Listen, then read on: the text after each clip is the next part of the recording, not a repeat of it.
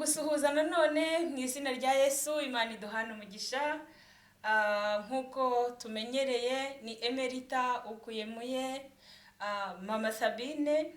Turagarutse kuri Emerita Ministries kugira ngo tuganire ijambo ry'Imana. Nkomeje kubashimira ibitekerezo mumpa, ukuntu mubyitwaramo mumbwira nukuri nkuko twabasezeraniye. Dukeneye ibitekerezo byanyu cyane kandi murakora. Imana ibaha umugisha. Ni nacyo cyatumye duhindura izina rya shene nkuko nabibabwiye ubushize. Imana iduhana umugisha. Tugiye rero nanone kuganira ku byigisho biba biteguwe neza nkuko Imana yabiduhaye. Ntukarakare cyangwa ngo ugire ikibazo, ahubwo jya wumva icyo Mwuka avugana nawe. Umwanya nk'uyu rero noneho tugiye kuganira. Usize twari twaganiriye ku gukenyera tugakomeza kandi tugakenyera kigabo, tukambarira urugamba, kubera ko urugamba ruri imbere yacu rukomeye cyane. Uyu mwanya rero tugiye kureba umusirikare nyawe. Yewe impamvu nkunda kuvuga ibi bintu by'urugamba nuko nzi ko turi mu ntambara kandi iteye ubwoba. Niyo mpamvu aka kanya nifuje ko tuganira nshuti. Ndashaka ko tuganira muvandi. Ndashaka ko wumva iby'uru rugendo. Nukuri iby'uru rugendo ntabwo ari ukubyinjiramo nk'imikino. Hari ukuntu tujye tuvuga ngo Danieli byagenze gutya, byagenze gutya, byagenze gutya, ukabivuga ariko ukibagirwa ko rwari urugamba kandi nawe ugomba kwitegura kurwana. Mureke dusenga Imana. Nanone ndagushimye nyiribihe, ndagushimye Imana ikomeye ivuga bikabategeka bigakomera. Mana iriho itari ikigirwa Mana twabonye n'amaso yacu. Mana uhabwa icyubahiro. Nukuri twarakubonye, twakubonye mu byo wadukoreye, twagubonye mu byo wakoreye mu isi, twakubonye mu kurema kwawe, twakubonye mu gukomera kwawe. Mana uhabwa icyubahiro. Nuko rero tuje kureba umusirikare nyawe uko yambarira urugamba. Umusirikare nyawe niwe tuje kureba. Niyo mpamvu ngusabye nkwinginga ngo uze ubane n'umutima wanjye, ubane n'uwumva n'uzumva, kugira ngo bitugirire imimaro kandi twitegure kwakira umwana we kuko agiye kuza ndetse ageze hafi. Nibyo sabira buri muntu wese kandi ngusaba Data twese uri mu ijuru, mu izina rya Yesu, amen. Turakomeje rero tugiye kuganira turebe umusirikare nyawe, uko umusirikare ajya ku rugamba, uko yitwara, uko yambara. Iyo dusomye mu byanditswe byera hatwereka mu gutegekwa kwa 2 igice cya 20. Ni ukuri iki gice ndagikunda cyane kuko cyashyizweho. Imana iha amategeko Mose imubwira noneho n'amategeko y'intambara. Nta kintu yigize isiga, yashyizeho n'amategeko y'intambara. Muri aya mategeko y'intambara muzabisoma ni mu gutegeka ku gice cya 20 umurongo wa 1 kugeza kuri 20.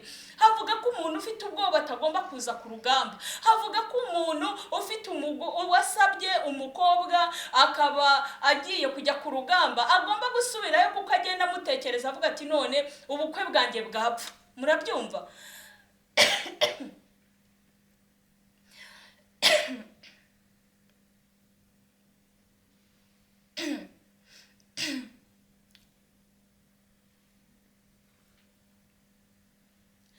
Hanyuma rero nukuvuga ngo Imana yaravuze ngo nasubireyo agenda arongora umugore we kugira ngo atazarongorwa n'undi, atazatwarwa n'undi. Ndetse akomeza avuga ibintu byinshi cyane byerekana ufite ubwoba agomba gusubirayo, umuntu wese ufite ikibazo agomba gusubirayo, buri wese agomba gusubirayo kugira ngo utoranye abasirikare nyabo biyemeje. Ikiranga umusirikare rero nyawe arambara kwikwiza nkuko nabibabwiye mu cyigisho cy'ubushize. Noneho yamara kwambara akwikwiza koko akajya ku rugamba. Ajya ku rugamba, ikintu kimujyana ku rugamba si amafaranga menshi ahembwa. Niba hari abantu bahembwa amafaranga make ni abasirikare, kandi niba hari abantu barwanirira igihugu ni abasirikare. Aho umuntu yemera kugenda uko yakabaye, akemera gushora ubuzima bwe apfira abantu atazi, agapfira abantu atazi, ariko akavuga ati genda akunda igihugu cyanjye.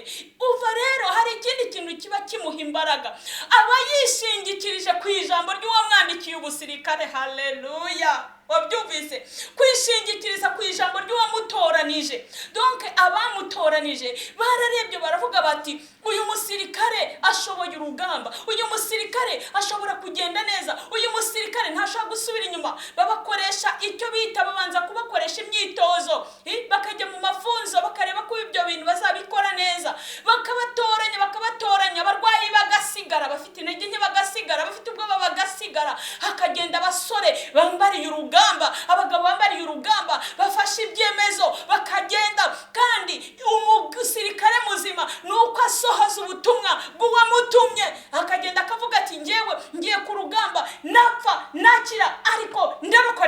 yanjye, haleluya. uwaba ukabyumva ukaba umusirikare nyakuri, kuko iryo cagura ribaho niryo ryemeza umusirikare nyawe. iryo cagura rero rigiye kongera ribeho. iyo twinjiye mu gitabo cy'abacamanza mu gice cya 7 tuhabona umugabo witwa Gideyoni. Gideyoni ndamukunda cyane. Gideyoni yahagurutse ahamagawe n'Imana. Imana iramuhamagara. Gideyoni yari yoroheje, Gideyoni ntiyari akomeye, Gideyoni ntiyari uwo mu bantu bakomeye, ndetse Gideyoni yasanzwe ari gusekura ingano arushye. Aravuga ati none se niba Imana inkunda, niba Imana ikiri ya yindi koko, Imana yabanye n'abasogokuruza nigeze numva, ni gute idashobora kuza ngo iturwanirire? None se niyo koko ya yindi ishobora gutuma Abamidiyani badukorera ibintu nk'ibi? Murabizi Abamidiyani ngo barahingaga Abisiraheli, bamara guhinga Abamidiyani bakajya mu murima wabo bakabyinagira, bakarandura imyaka yabo yose, bagahangayika kugeza ubwo n'izo ngano basekuraga bazihishaga. Muvandimwe, Imana imutumaho irambwira ati ariko se niba Imana ariyo koko mu ngubu twaba tumeze gutya, niba abanye n'abasogokuruza none se byagenze gute? Turabizi neza ko ijambo ry'Imana tubwira ngo mu gihe cy'abacamanza umuntu wese yiyoboraga uko ashaka. Byagezaho noneho akaba ubwo babaho nta mwami bafite, ngo iyo babohaga umwami iyo bakoraga ibyaha basengaga Imana, Imana ikabababarira ndetse ikabaha n'umwami, ariko barangiza kongera kwitwara uko bashaka kugeza ubwo noneho bagomera Imana burundu. Imana irabareka ngo intambara zibabeho. Nshuti yanjye, reka nkubwire, niwanga kuba umusirikare nyawe ngo uhagarare ufite ubutumwa bw'uwagutumye, ugende witegure kubusohoza, n'ubundi ibintu bizakugeraho ubu byiteguye. Ntabwo nje kukubwira ngo ni haleluya amena kandi uzi ko hari ikibazo mu rugendo rwawe. Rero ni ukuvuga ngo iki gihe Imana Gideyoni yasabye ibimenyetso Imana irabimuha. Imana imaze kubimuha aravuga ati ariko se ati ubwo ngubwo ko byoroshye kugira gute bikoroha? Ati wambabari. Imana imukorera ibyo yisabye, ibyo yisabye byose Imana irabikora. Arangije yemera kujya ku rugamba, aragenda. Ariko amaze kugenda Imana iravuga ati ariko mva, ati Gideyoni, nubwo nkubwiye nkagutoranya nk'umuntu uzanesha abanzi bawe akaba ariwe ugiye kurwanirira igihugu cyawe, ariko noneho ndashaka kugira ngo izo ngabo mujyanye nzigabanye, kuko izo ngabo ni nyinshi. Iyo dusomye umurongo wa 4 tubona ko w'igice cya 7 nyine cyo mu bacamanza, Uwiteka ahera akabwira Gideyoni atumva ariko Gideyoni, nubwo uhagurutse ukaba ugiye kandi koko yagiye ku itegeko ry'Uwiteka, haleluya, Imana ishimwe, maze ngo abantu baracyakabije kuba benshi, manuka abo mujyanye ku mugezi mbakugeragerezeyo, nuko uwo ndi bukubwire ko ari we mujyana aba ari we mujyana, kandi uwo ndi bukubwire ntimujyane ntagende. Uwo ntoranya umusirikare agomba kuba yatoranijwe. Hari abantu bihamagaye, hari abantu bizanye, hari abantu bakurikiye abandi, hari abantu bakurikiye abagore, hari abantu bakurikiye abagabo, hari abantu bakurikiye inshuti zabo, hari abantu bakurikiye amakorari, hari abantu bakurikiye ababwiriza runaka, hari abantu bakurikiye abantu guco gusa gukurikira. Ngo hari abantu bagiye ahantu kuko abantu batanga amafaranga, kuko abantu ngo bahanura, kuko abantu bagira gute, bakagenda kubwo kugenda gusa, ariko ntawe batoranije kandi ntawe bahamagaye. Gideyoni yagiye yahamagawe, ariko Imana namubwira ati abo bantu muri kumwe hari abadashoboye, ngiye kuba kugeragereza bantu kujye ku mugezi mwereke ibyo ngiye gukora. Reka nkubwire inshuti zanjye nkunda, Imana yarabagerageje. Reka dusome mwumve ngo nuko amanukana nabo bantu bajya ku mugezi. Uwiteka abwira Gideyoni ati umuntu wese uri bujabagize amazi ururimi nk'imbwa umushyire ukwe, kandi uri bunywe apfukamye umushyire ukwe. Umubare w'abanywesheje amashyi uba 300, ariko abandi bose banyoye bapfukamye. Uwiteka abwira Gideyoni ati abantu 300 banywesheje amashyi nibo nzagira gute, nzabakirisha, kuko nkugabije Abamidiyani, nuko abandi bose nibasubira iwabo. Abo bantu 300 benda impamba baragenda, mubyumve, bagenda bose. Yohereza Abisiraheli ngo, kandi baratubwira ku murongo wa 8 ngo abantu 300 benda impamba z'abagenzi babo n'amakondera, maze Gideyoni yohereza Abisiraheli bandi bose mu mahema yabo, ariko we asigara basigarana n'abo 300, kandi urugerero rw'Abamidiyani rwari hepfo mu kibaya, bari bagandagaje ari benshi, ariko abo bantu Imana itoranyamo 300. tubona banyweye amazi nk'imbwa.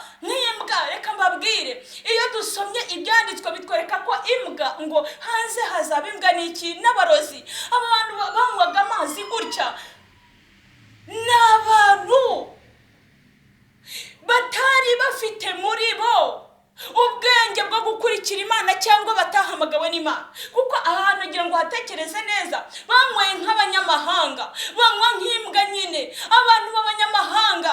mukaza tukaba turi mu itorero tuvuga ijambo ry'Imana, ariko tumeze nk'abanyamahanga ku masezerano, tumeze nk'abanyamahanga mu ijambo ry'Imana, tumeze nk'abanyamahanga ahantu hose. Uwiteka ntabwo azagutoranya. kandi nk'uko rero mbabwira, ni ukuvuga ngo nk'uko Abaheburayo bava mu Egiputa, ngo nababwiye ubushize, babwiye ngo muzazirye vuba.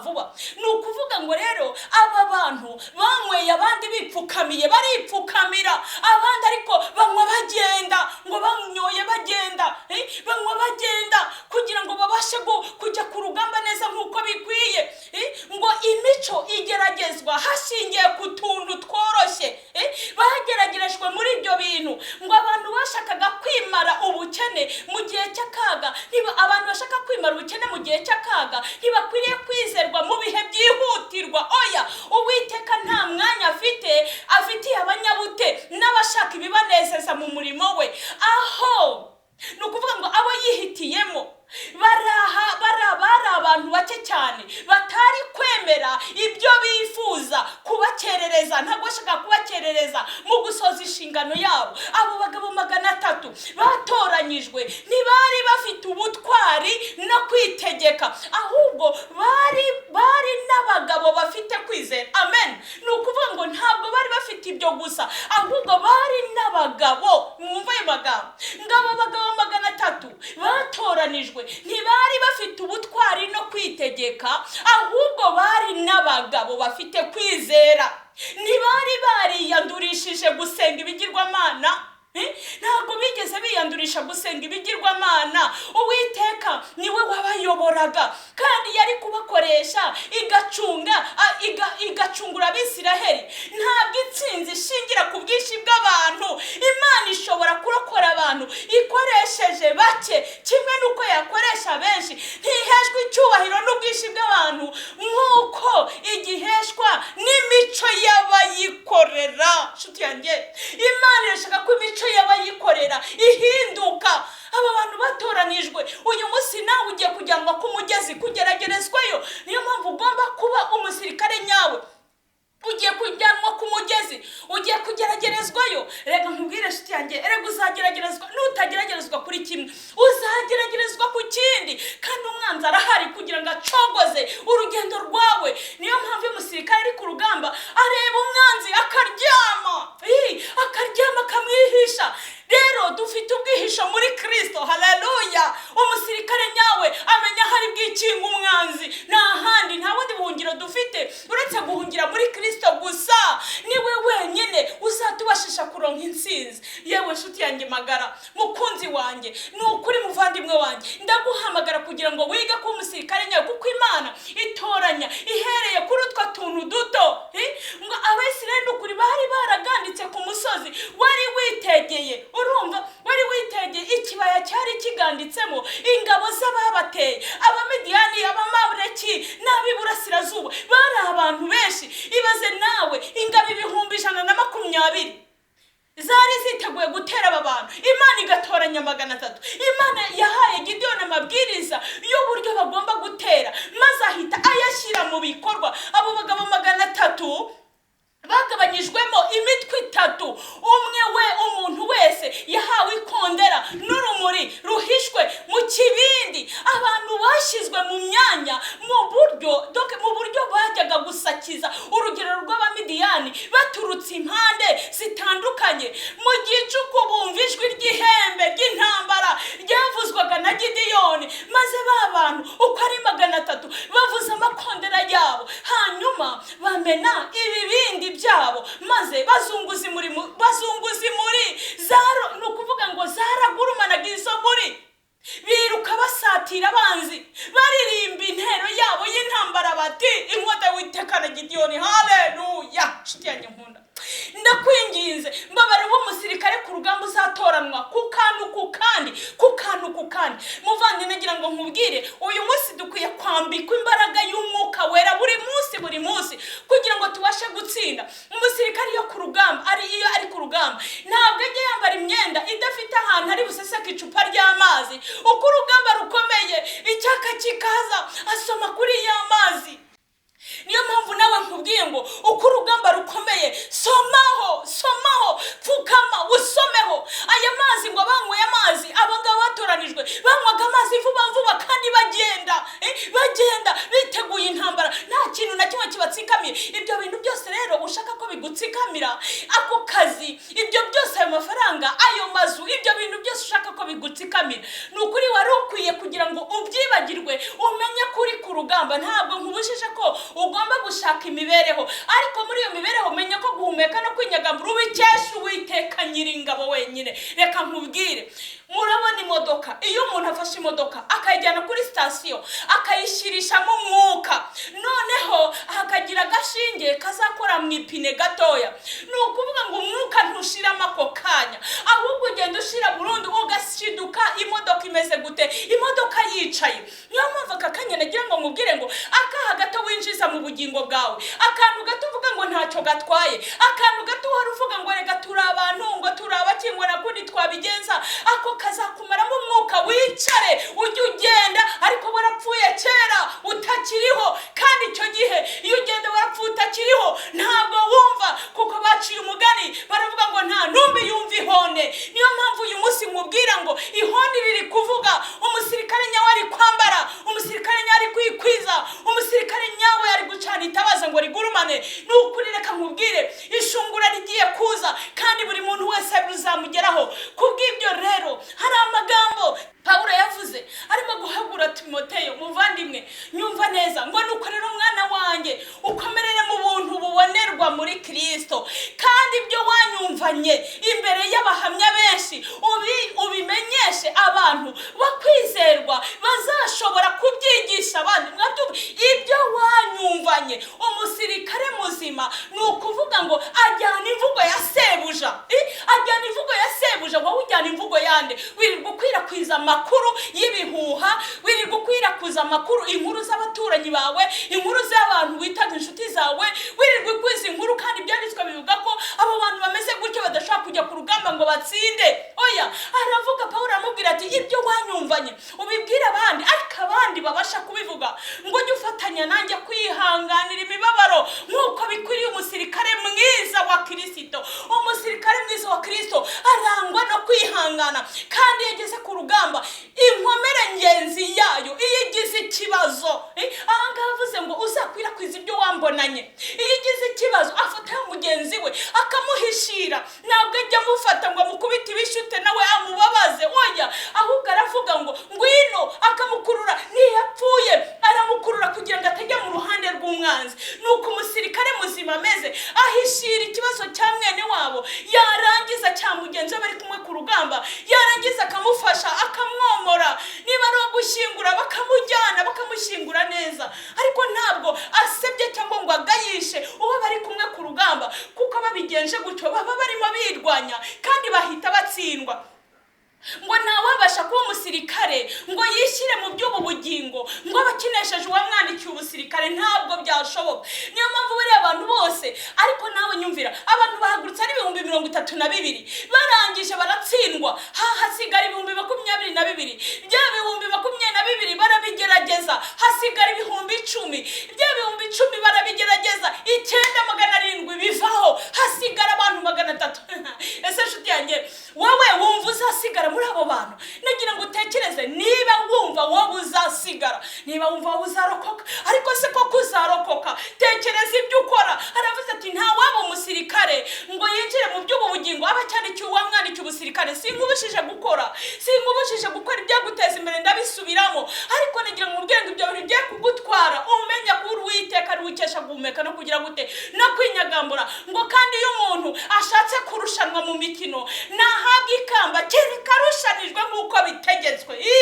Kereka ugiye nk'uko kwandikiye ubusirikare yakubwiye, uwaguhaye urugamba, uwaguhaye umva amategeko y'urugamba, niho ugomba kubasha gutsinda. Ariko igihe uko ushaka ukore uko rubanda rushaka, uko abakwegereye bashaka, uko abawe bashaka, utarebye uwo wahagurukiye kurwanira. Ariko buri wese nyine afite uwo arwanirira. Niyo mpamvu bari mu ruhande rwa satani bafite imbaraga nyinshi, ariko uko zangana kose ntabwo zatsinda izi Imana yacu.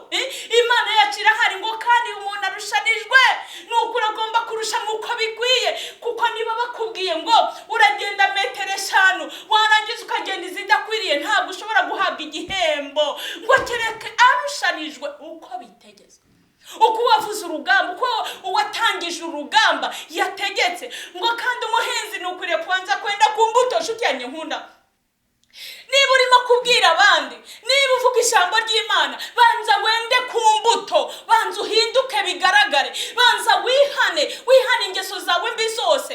Ibyanditswe byatubwiye ngo kugira ngo bari abantu batoranywe, ngo bageragerejwe ku tuntu duto gusa, dutoya, ntabwo birindira ibinini. Niyo mpamvu ugomba kureba ngo umuhinzi nukwiye kubanza ku mbuto akayiryaho, kugira ngo bashe guha abandi babwira ati umva, nahinze imyumbati iryoshye, nahinze uburo buryoshye, nahinze ingano ziryoshye, muze mbaha amasaka, muze mwumve ukuntu bimeze.